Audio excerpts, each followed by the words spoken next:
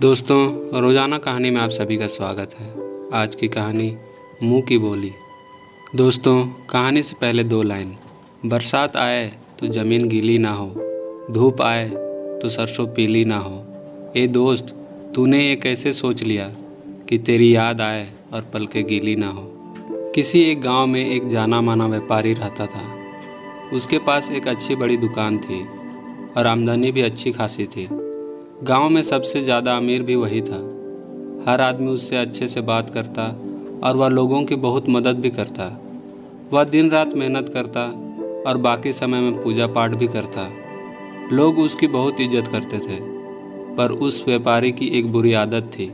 वह जल्दी गुस्से में आकर लोगों से बुरा भला कह देता था, जिससे गांव के बहुत से लोग उससे नाराज़ रहते।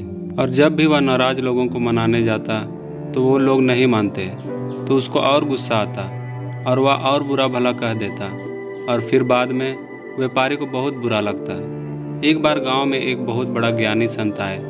कुछ ही दिनों में दूर दूर तक उनके ज्ञान के चर्चे होने लगे। जब यह बात व्यापारी तक पहुंची तो वह दौड़कर संत से मिलने पहुंचा। व्यापारी ने संत की खूब सेवा की और उनको अपनी सारी समस्या बताई। संत ने व्यापारी से कहा, तुम बहुत सारे कागज़ के टुकड़े लो और पूरे गाँव में फेंक आओ, फिर मेरे पास आना।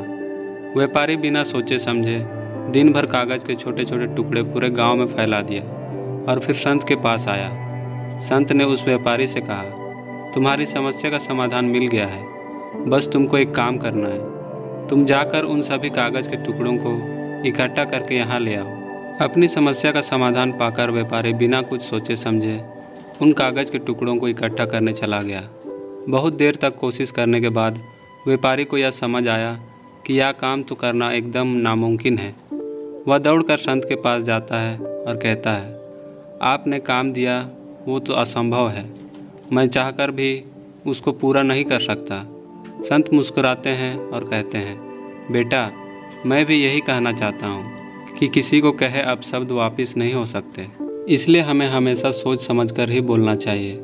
आज के बाद तुम यह बात अपने मन में अच्छे से बिठा लो, चाहे कुछ भी हो जाए, तुमको किसी को अपशब्द नहीं बोलना है। संत से प्राप्त इस ज्ञान से व्यापारी की आंखें खुल गई और वह दोबारा जब भी किसी को गुस्से में कुछ बोलने वाला होता है तो उसको कागज़ के टुकड़ों का उदाहरण याद आ जाता है। इसलिए दोस्तों, चाहे कितनी भी मुश्किल क्यों ना हो, हमें किसी को अपशब्द नहीं बोलना चाहिए, क्योंकि अपशब्द से हुए नुकसान की भरपाई करना संभव नहीं है। गलत शब्दों से किसी को ठेस नहीं पहुंचाना चाहिए। तो दोस्तों, आप सभी को यह कहानी कैसी लगी कमेंट ज़रूर करें, और अच्छी लगी तो लाइक करें, दोस्तों में शेयर करें, और चैनल पर नए हो तो सब्सक्राइब ज़रूर करें।